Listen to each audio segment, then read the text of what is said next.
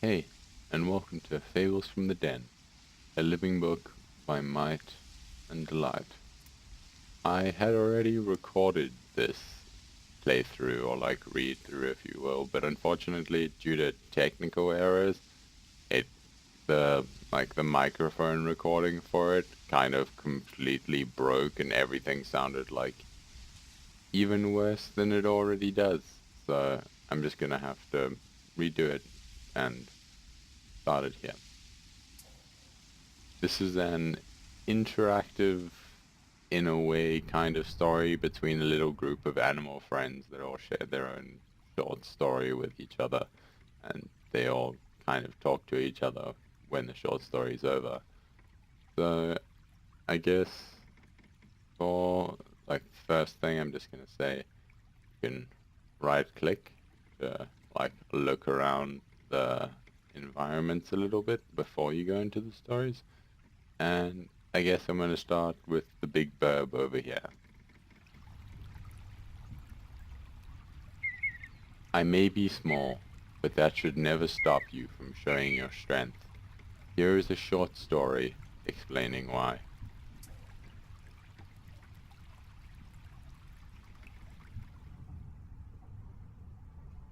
A bear cub and her father had just awoken from their winter slumber and stepped out of their cave for a relaxing stroll, when suddenly, while stepping on a thin sheet of ice, slipped and plunged into a frustratingly deep crevasse. Struggling to get out, the father suggested they wail as high as they could in hope a nearby large animal might come to their aid. However, the little cub turned to her father and said, "No, we should call out to the tiniest birds to help us get out of this deep hole we are in." The father was confused, but decided to follow his daughter's lead. Shortly after calling for help, a little birdie turned up. She flapped around, made a few noises, and shortly afterwards was followed by a band of smaller animals, one of which includes the cutest mole known to man. I don't know why it only has one arm, but it's cute as hell. Together, this helpful group lifted the bear cub and her father from their hole and onto sturdier land. It showed what could be achieved when groups work together to achieve a common goal. Also, I didn't notice the first time, but that snake is pretty cute too. The head looks a bit more like a worm, but anyway.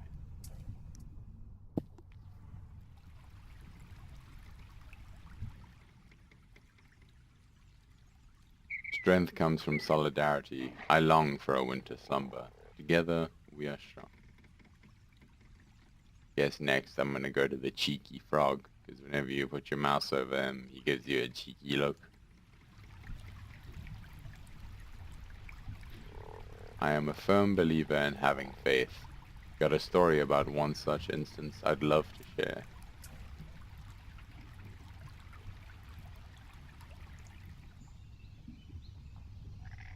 There was once a young fox, who saw no limits to what she could do.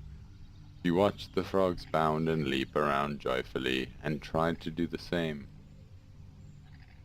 However, no matter how high she jumped, she could never quite scale the heights achieved by the frogs. Why is this boy so puffy-cheeked? Oh, so that one really doesn't care where it's gonna land.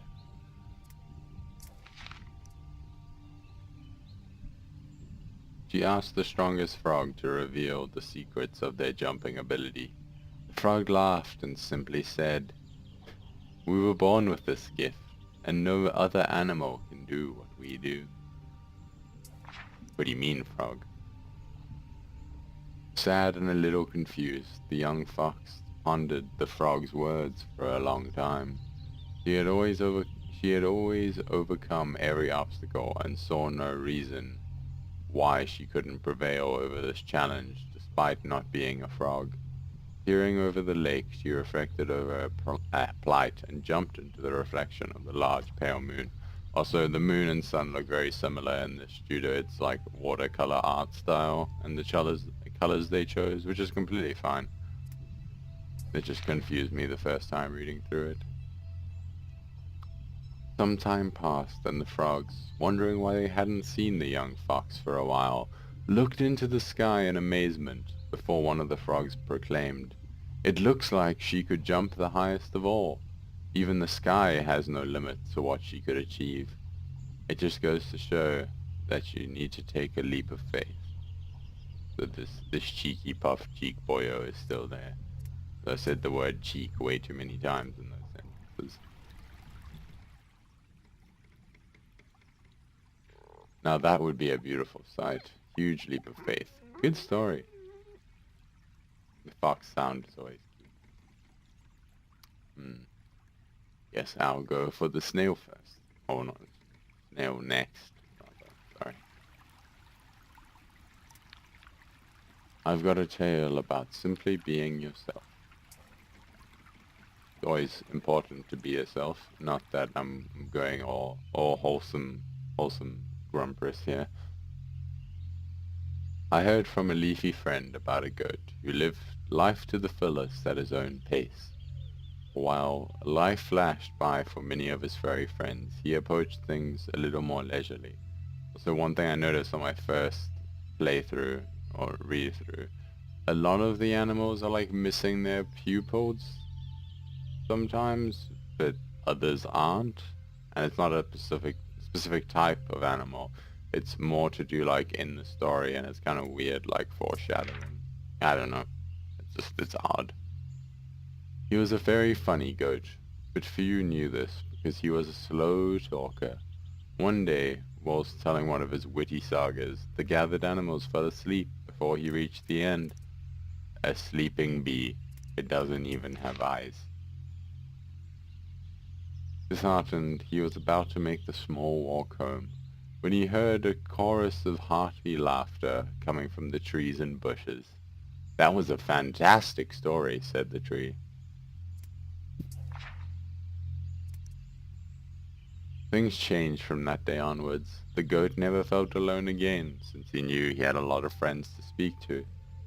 It just goes to show that there are people out there who appreciate you for who you are.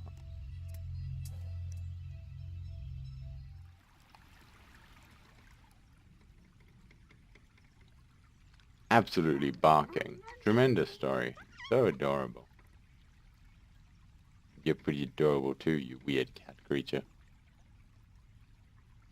So I know it's a real dumb thing to like think's funny, but whenever the animals like look at you because of the art style, it kind of looks like, "You what, mate? Having a go." But anyway, onto the fish next. They might be our hard-to-see little cousins, but ever wondered why spiders hate the flies? About to say the spies hate the flyders, which is not even English at all. It's a short tale, but a long time ago, a spider was head over fins in love with a dainty little fly. Also, if all spiders looked like this, I'd be a lot less scared of them.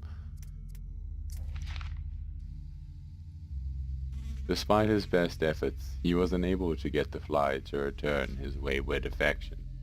Oh god, I remember this story. The fly noise is really loud.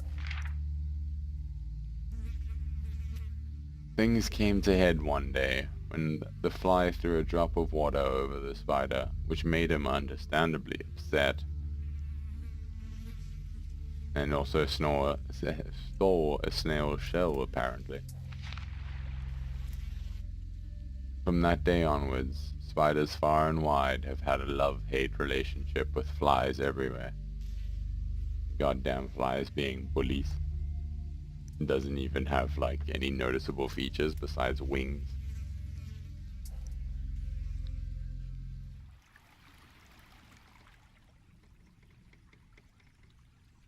The things we do for love.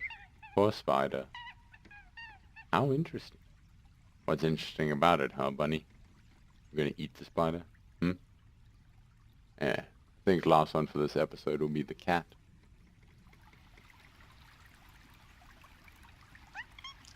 We might be known for being solitary creatures, but life alone is never easy.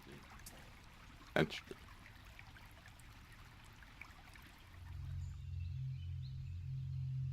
See what I mean again? Like the the eye or the pupils are missing from the eyes.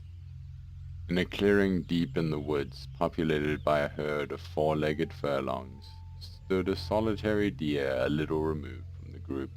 You see, he was ignored and overlooked because he was marked for his appearance. Whilst the other animals had large and bullish horns, his was smaller and demure. His life was lonely and bereft of love. And these also are missing the pupils. On the far side of the rich green thicket lived another deer. She bore the brunt of taunts and mean remarks because of her remarkable tusks. So unique they were that the other animals cast envious glances in her direction whenever she walked by. This was difficult for her, because she wanted nothing more than to fit in. Her life was lonely and bereft of love. Seeing where this one is going yet? While separated by a sprawling landscape of woodland, they were however connected by a riverbed. Call it luck or destiny, but on the same day both decided to escape the weight of their rejection. They made their way inland to the body of water and caught sight of each other from across their banks. They locked eyes and in that instant captured each other's hearts. So cute. You see, what others disliked about them, they loved about each other. It gave them strength and made them whole. Their lives were no longer lonely and bereft of love. And like this ending frame for me, like the first time I played through it, it's like one of my favorite like images on the like through this like collection of stories. Just because I don't know, it's really wholesome. Although the first time I saw it, I got kind of confused because the two heads look like they're like almost one type thing. I don't know how to explain it. I'm dumb.